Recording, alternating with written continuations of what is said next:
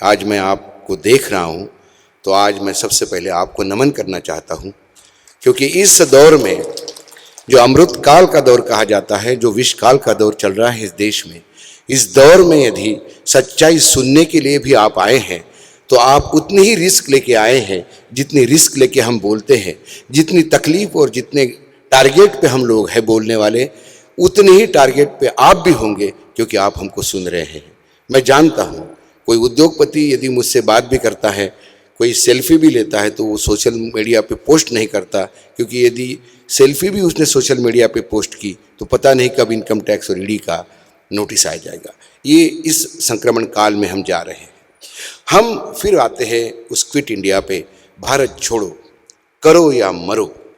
आज 81 साल हो गए उस बात को, लेकिन आज हम इस बात के लिए यहाँ उन तमाम स्वतंत्रता सेनानी को धन्यवाद देने नहीं आए हैं। आज फिर से समय आ गया है कि वहीं 1942 का आंदोलन की तीव्रता, उसकी जोत आज फिर से जलानी होगी हमारे सबके दिलों में, क्योंकि आज फिर देश खतरे में है, आज फिर संविधान खतरे में है, आज फिर वो तो अंग्रेज था जो बाहर से आया था। आज दुर्भाग्य है कि हमारे बीच में से ही उठ के यदि हमारा ही अपना तानाशाह अपने सर पर बैठता है तो ये सबसे बड़ी पीड़ा है। क्योंकि रावण को राम ने मारा तो उसका सबसे ज्यादा दुख उसको इसलिए हुआ था कि विभीषण घर से निकला था। ये विभीषण जो हमारे देश में निकले हुए हैं, ये संविधान को दिमक जैसा काट रहे हैं। किसी व्यक्ति विशेष की बात नहीं है। भारतीय जनता पार्टी में मेरे बहुत अच्छे संबंध रहे हैं। भारतीय जनता पार्टी, अटल बिहारी वाजपेयी की सरकार को हम याद करते हैं, कुशाभाऊ ठाकरे की वो पार्टी को याद करते हैं, पार्टी विद द डिफरेंट चाल चरित्र चेहरे वाली पार्टी को बात करते हैं। क्या वो भारतीय जनता पार्टी 2014 के बाद इतना यू टर्न हो सकता है? क्योंकि जब ये देश ये मानने लगा है, इस देश में जो लोग ये कहते हैं कि देश की आजादी ही 2014 से बाद मिली है, उनके लिए 42 का आंदोलन बेनामी हो जाता है, उनके लिए महात्मा गांधी बेनामी हो जाते हैं, उनके लिए सिर्फ बचते हैं तो गोडसे और सावरकर बचते हैं। यदि गोडसे और सावरकर ये प्रवृत्ति से हमें लड़ना होगा, यदि फिर से महात्मा गांधी के हत्या को रोकना होगा। मैं हत्या इसलिए कहता हूं, महात्मा गांधी जाने के बाद जवाहरलाल नेहरू जी ने जो भाषण दिया था, उन्होंने कहा था कि लाइट हैज गॉन आउट, लेकिन अपने ही भाषण में फिर से वो रेक्टिफाई करते अपने आप को कि मैं समझ सकता हूं कि महात्मा गांधी लाइट नहीं थे, उनके एक विचार शक्ति की लाइट थी। एक क्रूश आदमी जिसका वजन 40-45 किलो का होगा, 2 पंचा, एक ऊपर वस्त्र एक नीचे वस्त्र, हाथ में एक लाठी, वो भी सहारे के लिए वो दंगों में कूद के बंगाल के दंगे रोक सकते थे। और आज जिस नूह के दंगे की बात हम करते हैं, आज हम प्रदेश की बात कर रहे हैं हरियाणा की, वो पंजाब का हिस्सा हुआ करता था। दंगे 15, और जब देश आजाद हुआ तब वहां पे भी भड़के थे। मेवात के मेव तब भी मर रहे थे, लेकिन जब मेवात के मेव महात्मा गांधी के पास गए और उन्होंने कहा कि गांधी जी, हमारा वतन है भारत, हम भारत छोड़ के नहीं जाना चाहते, चाहे हम सब मर जाए, हमारी हत्या हो जाए। गांधी जी मेवात गए और गांधी जी ने मेवात में ये व्यवस्था की कि उसके बाद दंगे शम गए। जो भारत मां से प्यार करते थे वो तमाम मुसलमान यहां पे बसे बढ़े। आज उसी मेवात में फिर दंगे भड़कते हैं, उस मेवात में बुलडोजर चलते हैं, और आज महात्मा गांधी है ही नहीं। जो हमारा अभिभावक है, वो पाकिस्तान से लोग आए, राजस्थान से लोग आए, ये रोहिंग्या लोग हैं, ये बांग्लादेशी लोग हैं, ये मुसलमानों को उस टर्म में ले जाना चाहते हैं जिसे एक देशद्रोही का टैग उन पे लगे। अच्छा हुआ हाईकोर्ट में कम से कम थोड़ी बहुत तमीज रही कि हाईकोर्ट ने इस बुलडोजर सिस्टम को रोका है। 2014 के बाद हुआ क्या? राजनीति में पार्टियां आती है, पार्टियां जाती हैं। शीतल भाई ने रिपोर्टिंग करते हुए कई सत्ता परिवर्तन देखे होंगे, उत्तर प्रदेश से लेकर भारत तक, लेकिन उतने सत्ता परिवर्तन में जो इमरजेंसी में भी खौफ नहीं था, वो खौफ आज क्यों है? आज ये अघोषित इमरजेंसी जो है, आपातकाल, इससे लड़ने के लिए कौन आएगा? शीतल भाई ने कहा कि किसी पे विश्वास मत रखो। उन्होंने कहा कि टेक्नोलॉजी बहुत बढ़ रही है। क्या महात्मा गांधी ने जब 1942 में जब एक कॉल दिया था, करो या मरो, वो क्विट इंडिया, भारत, अंग्रेज भारत छोड़ो, तब कौन से अखबार महात्मा गांधी के साथ थे और कौन सा रेडियो स्टेशन महात्मा गांधी के साथ था? सब अंग्रेजों के कंट्रोल में था। कौन से उद्योगपति तब थे? क्योंकि सेकंड विश्व युद्ध की बात हो रही थी और पूरा भारत का उद्योगपति, भारत का बिजनेसमैन ब्रिटिश के साथ खड़ा था, क्योंकि उसे लगा कि ये युद्ध की स्थिति है, पैसा कमाने का टाइम है, ये तो ऑर्डर पे ऑर्डर पूरे करने का टाइम है, क्यों साथ दे? सारे राजे रजवाड़े अंग्रेजों के साथ थे, हिंदू महासभा भी अंग्रेजों के साथ थी, संघ भी अंग्रेजों के साथ था। जब सब कुछ अंग्रेजों के साथ था तो वो महात्मा गांधी हताश तो नहीं हुए, क्योंकि महात्मा गांधी को देश के आवाम पे विश्वास था, जो आज भी मुझे है और आज भी शीतल सिंह को है, आज भी पाठक साहब को है। आज यदि हम बोलते हैं तो हमारा सुरक्षा कवच मात्र इस देश की जनता है। हम जानते हैं अशिक्षित है जनता, जनता परेशानियों से जूझ रही है, जनता आत्महत्या करने पे उतारू है, हताश हो चुकी है। महंगाई, बेरोजगारी, कहीं बाढ़ तो कहीं पानी नहीं, भ्रष्टाचार चरम पे है। इतना सब कुछ होने के बाद भी वो लड़ रहा है, वो जिंदा है, क्योंकि वो जानता है कि ये परिवर्तन होगा, उसके मन में आशा है परिवर्तन होगा। ये बार बार हमें क्यों नरेशन डेवलप करे कि वो अगली बार आएगा तो मोदी ही आएगा? कौन कहता है मोदी आएगा? क्या है मोदी? क्यों हम अंग्रेजों के जमाने में भी ब्रिटिश के सारे न्यूज़पेपर्स बताते थे, बहुत सारे संपादक अंग्रेज थे, तब भी वो बताते थे कि महात्मा गांधी बोगस है, ये आंदोलन में दम नहीं है। उसके बाद जनता ने विश्वास रखा। मोदी जी की ओरिजिनल असलियत देखिए। 2018 से लेकर 2023 तक, कर्नाटक चुनाव तक इस देश में 31 राज्यों के चुनाव हुए, 6 राज्यों में बीजेपी जीती है, बाकी राज्यों में जुगाड़ की सरकार है।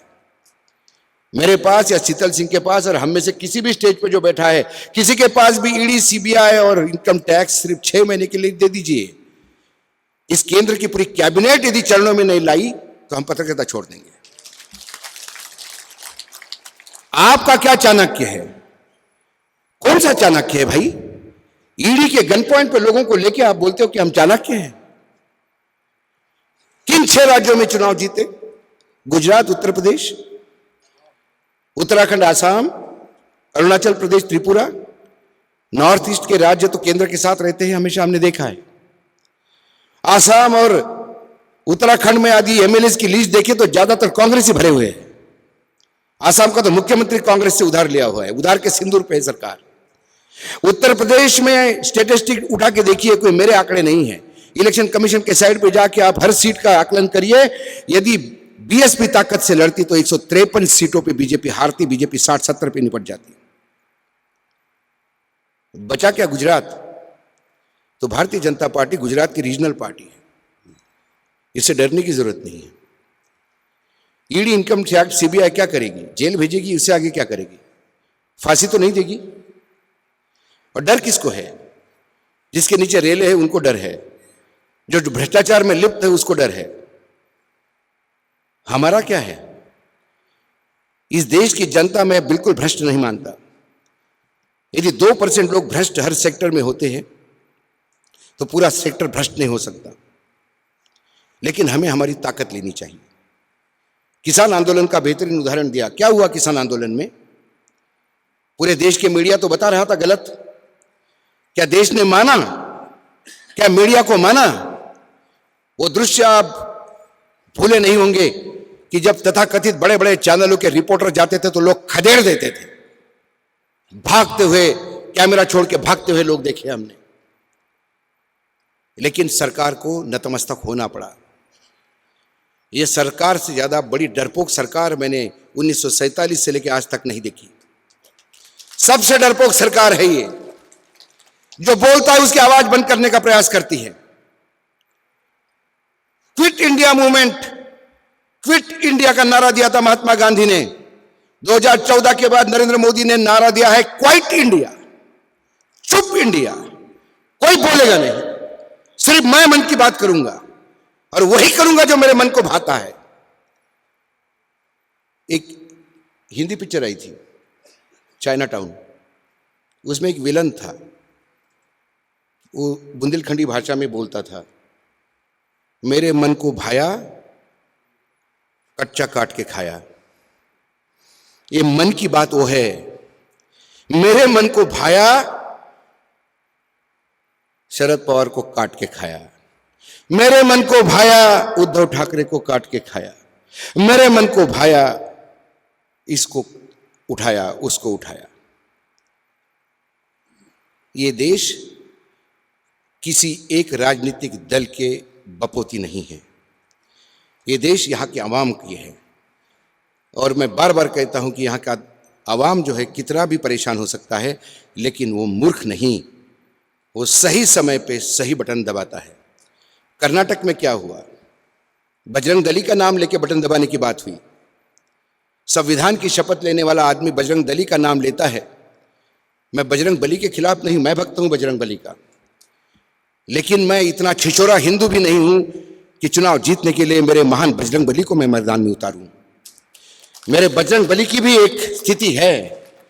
मैं राम का भी पुजारी हूं, लेकिन राम का धनुष्य पे तुनीर पे बाण तब चढ़ेगा जब सामने अन्याय होगा।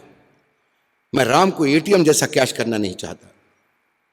जिनको राम पता नहीं है, जिनको रावण की पूर्ण रूप से अपने शरीर के अंदर आपकी स्थिति जो है, मानसिक स्थिति रावण की है, और राम का नाम लेते हो। रावण ने भी मरते समय राम का नाम लिया था। इनका भी अंतिम समय आया है, इसलिए ये भी राम राम कर रहे हैं। इस बात को हमेशा विश्वास रखिएगा। आज क्यों हमको फिर से एक बार क्विट इंडिया के मूवमेंट पर जाना होगा,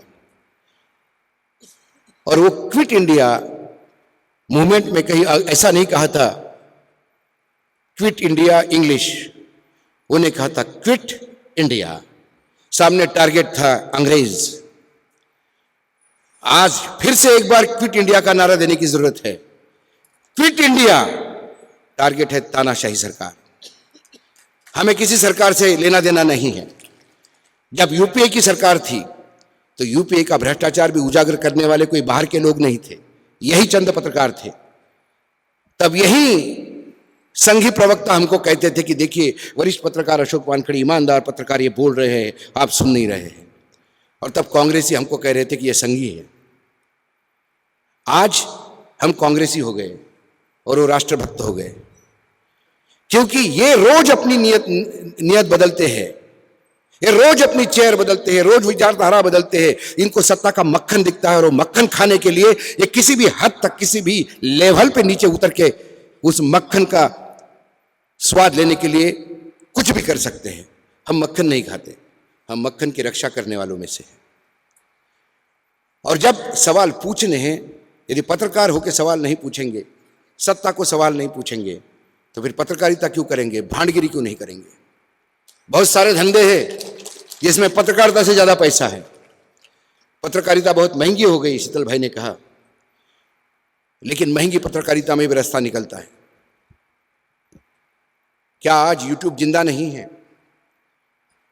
क्या हम जैसे लोग आज यूट्यूब पे काम कर रहे हैं? कितने लाख रुपए की जरूरत है भाई? एक मोबाइल आता है 20,000 रुपए का, एक स्टैंड आता है 700 रुपए का। अच्छे क्वालिटी का स्टैंड लो तो। एक मोबाइल और स्टैंड पे मैं पिछले 4 साल से लगातार लोगों के साथ रूबरू करता हूं। मेरा टोटल इन्वेस्टमेंट 21,000 भी नहीं है, लेकिन 1 करोड़ से ज्यादा यदि लोग सुनते हैं तो उसका कारण है क्योंकि सच्चाई परोसता हूं। सच्चाई परोसने के लिए पैसे की जरूरत नहीं होती, सच्चाई परोसने के लिए किसी के मोहताज नहीं होता। यदि किसी ने कहा कि कल यूट्यूब पे बंदी आ जाएगी तो क्या करोगे? मैंने बोला यूट्यूब की बंदी आ जाएगी तो हम चलेंगे, बस स्टेशन चले जाएंगे, बसों में जाएंगे। बसों में आपने देखा होगा लोग खड़े होते हैं, जैसे ही बस भर जाती है निकलने के पहले एक सेल्समैन चढ़ता है, बोलता भाई साहब जरा 2 मिनट बैठिए, 2 मिनट, बहन जी चुप रहिए, बच्चे को संभालिए 2 मिनट। ये नींबू का रस निकालने की मशीन है और वो मशीन बेच के चला जाता है। समय आया तो पत्रकारिता को जिंदा रखने के लिए उस लेवल तक जाने की हम ताकत रखते हैं। हम बस में चढ़ के बताएंगे कि बिल क्या आया है और इस बिल की ताकत क्या है और ये बिल कितना जनता को ये करने वाला है। अभी शीतल भाई ने बताया कि औषधियों का बिल कैसा आया है। इसके पहले आरबीआई का एक सर्कुलर आया है, आप करोड़ों रुपए ले लीजिए, एनपीए हो जाइए, हाथ ऊपर कर दीजिए, फिर आपको 12 महीने का कूलिंग पीरियड है।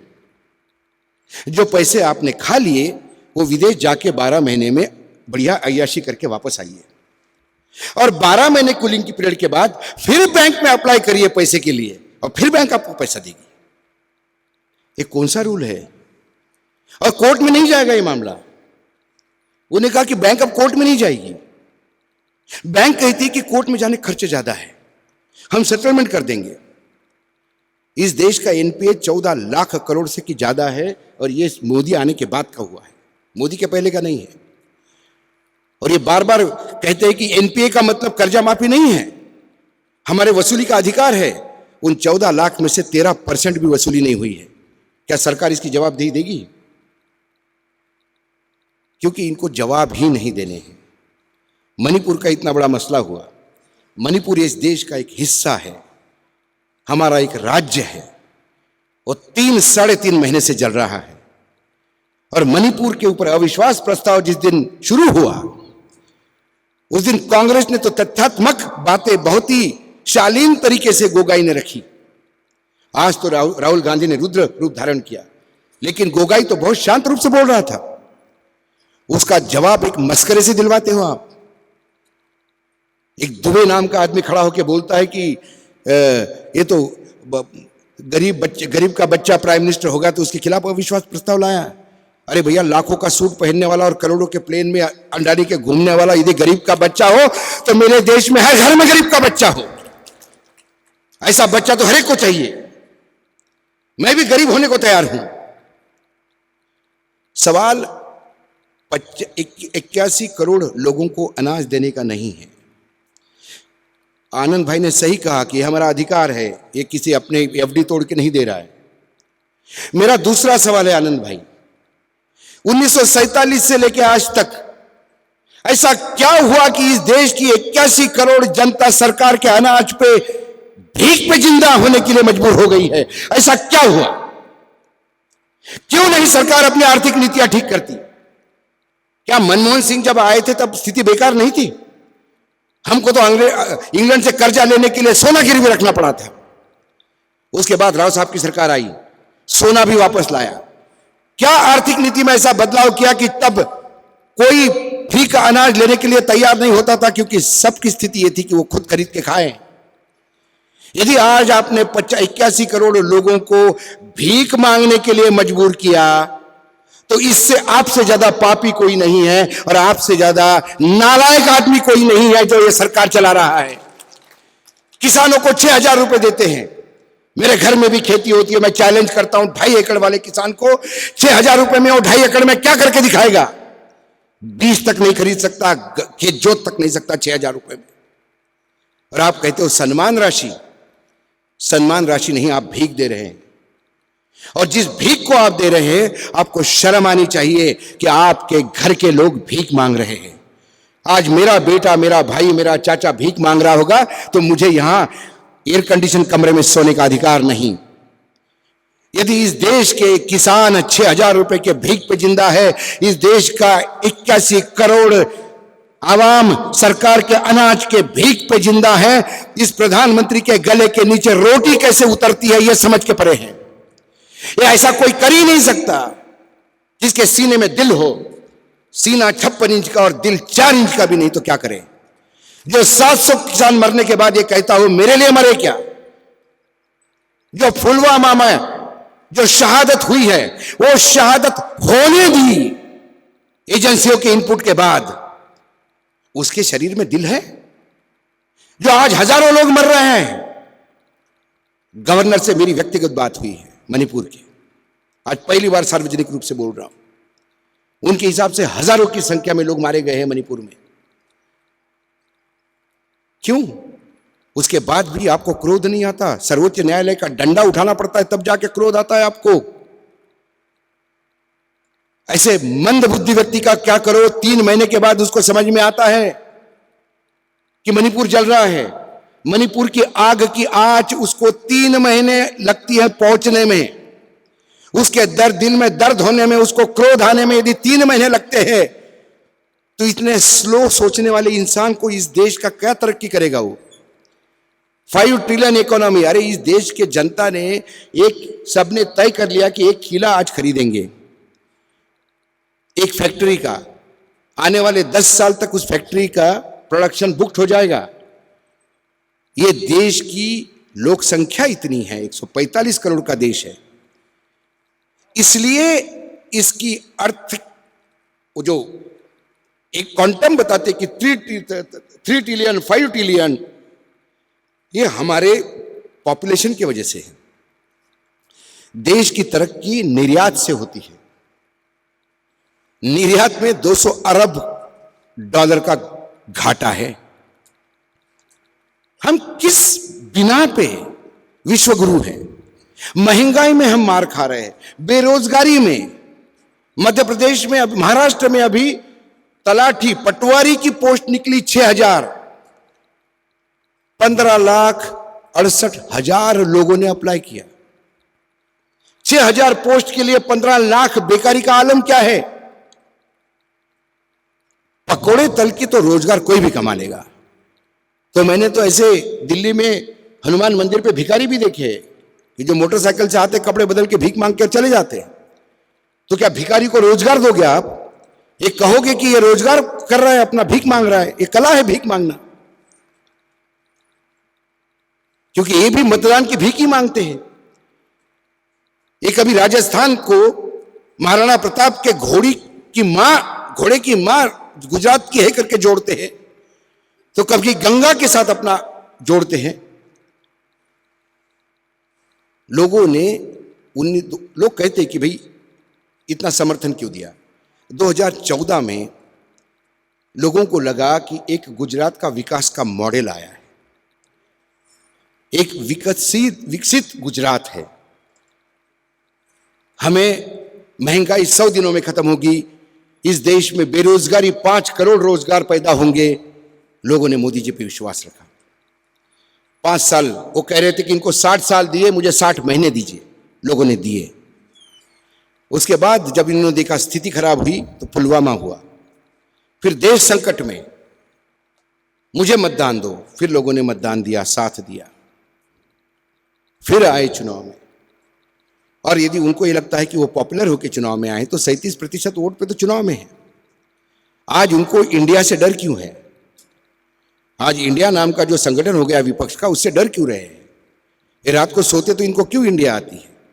ये अपने बूथ लेवल वर्कर को ये नहीं बताते कि बूथ लेवल पे काम कैसा करना, वहां पे भी जाके विपक्ष को कोसते हैं। ये किसी विदेश की धरती पे जाते तो वहां पे भी कोसते हैं।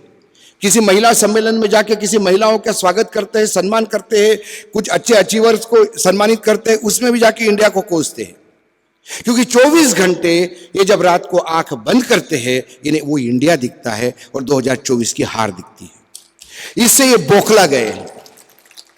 और इसकी बौखलाहट में अब आता है विश्वसनीयता किसकी? विश्वसनीयता चैनलों की, जो अलग परसेप्शन में परोस रहे हैं, अखबारों की जो करोड़ों रुपए के विज्ञापन लेके सरकार की बढ़ाई कर रहे हैं। लेकिन यदि किसी ने कहा कि महंगाई कम हो गई है, तो भाई ये कहने की बात नहीं है, ये आवाम महसूस करती है कि महंगाई कम हो गई है, बेरोजगारी खत्म हो गई है। मेरे लड़के के लिए मुझे 10 जगह जॉब के लिए नहीं जाना पड़ता, तो मैं अपने आप कहूंगा कि सरकार ने बहुत अच्छा काम किया। अब तो घर में बैठ के 4 नौकरियां आई हैं। ये कुछ हो नहीं रहा है, और जब चैनल ये बता रहे हैं तो जनता को समझ रहा है, जनता इस बात को समझ रही है। हम कोई बहुत बड़ा तीर नहीं मार रहे, हम कोई समाज सेवा नहीं कर रहे। मतलब दुर्भाग्य है इस समय का, यह अमृतकाल नहीं है, विषकाल है इस देश का। और इतना बुरा समय आया है देश पे कि जो पत्रकार ईमानदारी से अपना काम करता है उसे लोग महान मानने लगे हैं। ईमानदारी ये महानता हो गई है। जबकि समाज में यह अनिवार्यता होनी चाहिए। तो यह समय क्यों आया? क्योंकि फिर क्विट इंडिया पे आए, तो जैसा क्विट इंडिया के समय सारे उद्योगपति अंग्रेजों के साथ थे, आज भी सारे उद्योगपति इस अंग्रेज के साथ है, काले अंग्रेज के साथ सारे उद्योगपति लगे हुए हैं। सबको लगता है मुझे कुछ ना कुछ मिलना चाहिए।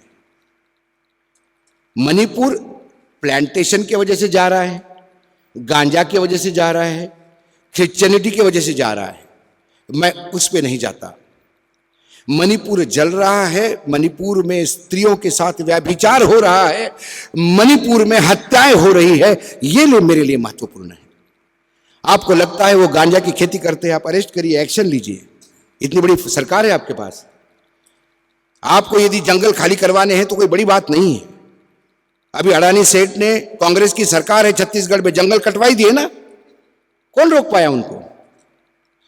लेकिन आपको एक कम्युनिटी एलिमिनेट करनी है, आपको एक मैसेज देना है कि आप हिंदू हैं तो जीवित है, आप हिंदू नहीं हैं तो आप मृत्यु के लिए तैयार हो जाइए। और हिंदू भी कौन से, मैं जो कहता हूं वो हिंदू आप है, तो फिर आप जीवित हैं। और 80% में 10% लोग हो सकता है इनका हिंदुत्व माने इस देश में। मैं गारंटी के साथ कहता हूं 70% हिंदू को इनका हिंदुत्व समझ में नहीं आता। इसीलिए बेरोजगार युवकों के हाथ में डंडे देके आप पत्थर तो फिकवा सकते हो, लेकिन वो सामाजिक क्रांति जो आप सोच रहे हो, जो भगवा भारत आप सोच रहे हो नहीं सकता। ये भारत भगवा है। इस भारत को भगवा करने का ठेका किसने दिया आपको? ये भारत भगवा है, केसरिया है तो महाराणा प्रताप का केसरिया है, ये छत्रपति शिवाजी महाराज का केसरिया है। ये जो अपनी राजधानी जिस दिन उसने बनाई, और राजधानी में उसका आर्किटेक्ट जब छत्रपति शिवाजी महाराज का उनको ले गया अपने किले पे और बताया कि ये आपके महल से सीधा मंदिर का रास्ता है, आप सुबह सुबह पूजा करने जा सकते हो। तो छत्रपति ने सब कुछ करने के बाद पूछा कि मस्जिद कहाँ है? तो उसने कहा कि मस्जिद अपने यहां। उन्होंने कहा 60,000 पठान मेरे फौज में है, वो ऊपर आएगा मुझे मिलने, तो नमाज कहां पड़ेगा? और फिर मस्जिद बनाई गई। आज खबरें ये नहीं है कि किस मुसलमान ने क्या किया। आज रत्नागिरी कोंकण का जिला है जहां बहुत सारे कन्वर्टेड मुस्लिम्स दिखते हैं। आज उस एक गांव है, वहां पे ऐसी स्थिति है कि क्या कभी आप में से बहुत सारे मुस्लिम लोग होंगे, क्या कोई मुझे बता सकता है कि कहीं दिवाली की नमाज पढ़ती है? उस गांव में दिवाली की नमाज पढ़ी जाती है और गांव में मुसलमानों का प्रतिशत 10% भी नहीं है। जब अपने यहां लक्ष्मी पूजा करने के बाद पूरा गांव मस्जिद के सामने इकट्ठा होता है, मौलवी उनका स्वागत करता है, लोग मस्जिद के बाहर हाथ जोड़ के खड़े हो जाते हैं, सारे मुसलमान बंधु दिवाली की नमाज पढ़ते हैं, उसके बाद मिठाई बनती है और उसके बाद पटाखे फूटना शुरू हो जाते हैं। यह है मेरा हिंदुस्तान। मेरा हिंदुस्तान इनका कब्रिस्तान और शमशान वाला नहीं है। क्या हुआ कर्नाटक में? क्यों बोला येदुरप्पा कि हलाल और हिजाब ये हमारे इशू नहीं थे? पूरे 5 साल उसको पानी देते रहे, पूरे 5 साल उसको घुमाते रहे, और चुनाव का समय आया तो आप कहते हो कि हिजाब हमारा इशू नहीं, हलाल हमारा इशू नहीं है। क्योंकि वो समझ गए थे कि कर्नाटक के हिंदुओं ने तय कर लिया था, ना हिजाब, ना हलाल, ना कब्रिस्तान, उन्हें चाहिए हिंदुस्तान। और हिंदुस्तान के फेवर में उन्होंने दिया। फिर किसी एक राजनीतिक पार्टी का फायदा होता है। यदि कल हिंदुस्तान के नाम से या अखिलेश का फायदा हुआ तो यह जरूरी नहीं कि कोई कांग्रेस के फायदे के लिए करता है। विभिन्न राज्यों में अलग अलग राजनीतिक दल राज्य करते हैं।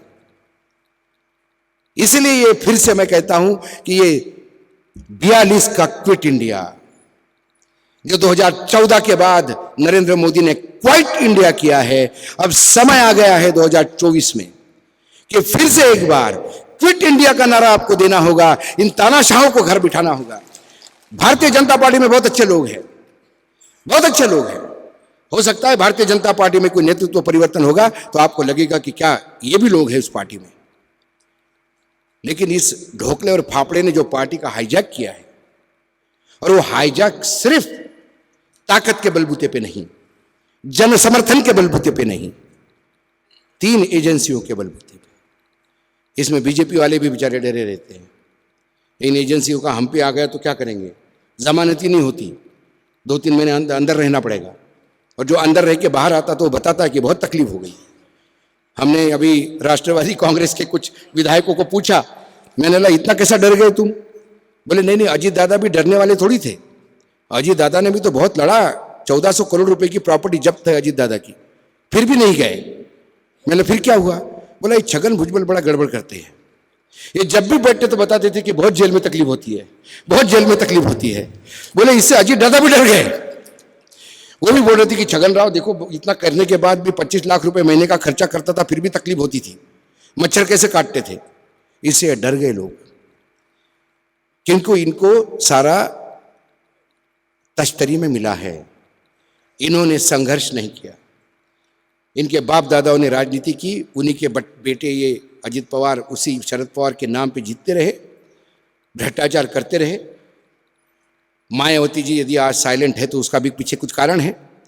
उन्हें लगता है या तो जेल में जाके संपत्ति जब्त करवा दूं या इस संपत्ति के भरोसे डायमंड रिंग पहन के घूमूं। तो ये हर एक का प्रोरोगेटिव है। इसलिए आपको पहचानना है, आपको ये पहचानना है कि आप जब बटन दबाते हो तो आप मात्र अपना उम्मीदवार नहीं, आपके सांसद को नहीं चुनाव जितवा रहे हैं, विधायक को जितवा नहीं रहे हैं, आप आने वाले भविष्य के लिए एक ऐसी सरकार दे रहे हैं। हमारी तो जिंदगी जी ली हमने, हम सब 60 आसपास के हैं, सब रिटायर्ड होने वाले हैं और आराम से रह के 2 टाइम की रोटी खा सकता हूं। कुछ नहीं तो हम शैलेश भाई के पास चले आएंगे, शैलेश भाई के उधर उनके घर में तो जगह है ही सबकी। उन्होंने बोल ही दिया शीतल सिंह ने कि मेरे घर में आ जाओ, वहीं अपन खेत में बैठ के खाएंगे। लेकिन क्या आने वाली पीढ़ी हमको माफ करेगी? आने वाली पीढ़ी में यदि मेरे बेटे के बेटे ने किसी ने कहा कि भाई तुम्हारा दादा पत्रकार हुआ करता था अशोक वानखेड़े, तो बोलेगा थू साले की, क्या पत्रकारिता की साले ने, दलाली की। आज ये पूरा देश इस बर्बाद कर दिया उन्होंने। लेकिन कम से कम मेरा पोता परपोता तो ये बोले कि नहीं, मेरे दादा ने लड़ाई लड़ी थी और लोगों ने साथ दिया। मैं कई जगह जाता हूं भाषण करने, पूरा हिंदुस्तान मुझे जिंदा लाश दिखता है। आज फिर नमन करता हूं मैं इस लाश प्राय हिंदुस्तान के बीच में एक जिंदा कौम भी आज मेरे सामने खड़ी है। मैं नमन करता हूं एक बार फिर से आपको, गौतम बुद्ध की इस धरती को फिर से एक बार नमन। उन्होंने तो शांति का परचम फैलाया था, लेकिन शायद गौतम बुद्ध को भी मालूम होता कि 2014 में इस देश में ऐसी क्रांति आती तो शायद वो भी अहिंसा के साथ कुछ हिंसा का पूट जरूर देते, क्योंकि कुछ लोगों की व्यवस्था वैसी ही करनी होती है। मैं हिंसा के लिए नहीं उचका रहा हूं। हमारा विद्रोह जो है, हमारा जो रिप्लाई है, हमारा जो इस सभी तानाशाहों का एक ही आंसर है, वो है जब हम बटन दबाते हैं उस समय जात पात धर्म ये सब छोड़िए, विचारधारा छोड़िए, आदमी ढूंढिए जो आपके लिए लड़ पाए, जो संविधान के लिए लड़ पाए, जो इन तानाशाहों के लिए लड़ पाए। उस आदमी को आप जितवा के भेजेंगे तो ये परिवर्तन तो बहुत यूं हो जाएगा। इंदिरा गांधी से ज्यादा शक्तिशाली कोई नहीं था, लेकिन एक आपातकाल के बाद इसी देश के आवाम में इंदिरा गांधी जी को घर भेजा। वो तो पढ़ी लिखी थी, यहाँ तो अनपढ़ की फौज है। तो आपको चिंता करने की जरूरत नहीं, देश में माहौल इतना खराब नहीं है, लेकिन सजग रहने की जरूरत है। हमेशा हमको तैयार होना होगा। और ये जो सोशल मीडिया में, जो शीतल भाई ने कहा कि सोशल मीडिया बहुत पॉइजन डालता है, उसको एक फिल्टर लगाने की जरूरत है। हमको ये देखने की जरूरत है कि इतना महिमा मंडन क्यों कर रहा भाई। टमाटो 250 रुपये हो गया तो भी क्यों कह रहा है कि टमाटर खाना जरूरी है क्या? तो भाई साहब मोदी भी जरूरी है क्या? कुछ घर पे भी बैठे कुछ दिन, दूसरों को भी आने दे। तो ये सारे बकवास है। महिमा मंडन हम ही करते हैं, लार्जर देन लाइफ हम ही खड़ा करते हैं। रामायण में राम को भी हम ही बड़े करते हैं, और रावण को भी हमने ही बता दिया कितना बड़ा था, 10 मुख थे, पता नहीं क्या था। यहाँ तो एक बात जरूर है कि अमित शाह के पेट का नाप लेके प्रधानमंत्री अपना सीना बताते हैं, तो हम क्या करें? तो हमें डरने की जरूरत नहीं है। मैं नहीं मानता कि बहुत बुरा समय है, हाँ विष काल है, ये मंथन है। इस देश को 75 साल पूरे हो गए। एक देश में 75 साल कुछ बड़ा सामने, तो हजारों साल की हमारी संस्कृति है। कई आए, आक्रांता गए, मुगल आए, अंग्रेज आए, उसके पहले तुर्क आए। हिंदुत्व कहीं बदनाम नहीं हुआ, हिंदुत्व के वहीं जैसा है। हिंदुत्व आज खतरे में नहीं है, आज खतरे में नरेंद्र मोदी और अमित शाह है। इसलिए वो बार बार कहते हैं कि हिंदुत्व खतरे में है। मेरा हिंदुत्व इतना लेचा पीछा नहीं कि इनके कहने से खतरे में आ जाएगा और चंद लोग खतरे में आ जाएंगे। तो कुल मिला के आज आपने मुझे बुलाया, आपने मुझे सम्मानित किया। उस महाराष्ट्र से आता हूँ जिस महाराष्ट्र में महात्मा गांधी ने वर्धा में ये पहला डिसीजन लिया। उसके बाद उस ग्वालियर टैंक से मैं अपने आप को सौभाग्यशाली मानता हूँ कि उस मिट्टी से मैं आता हूँ। मैं फिर से एक बार नमन करता हूँ, क्योंकि महात्मा गांधी का वो संदेश लेके उस भूमि का आज मैं फिर आया हूँ गौतम बुद्ध की भूमि पे। आज सभी ने आपने सुना, बहुत देर हो गई, भूख भी लगी होगी सबको, मुझे भी जाना है। इसके लिए बहुत बहुत धन्यवाद। जय हिंद।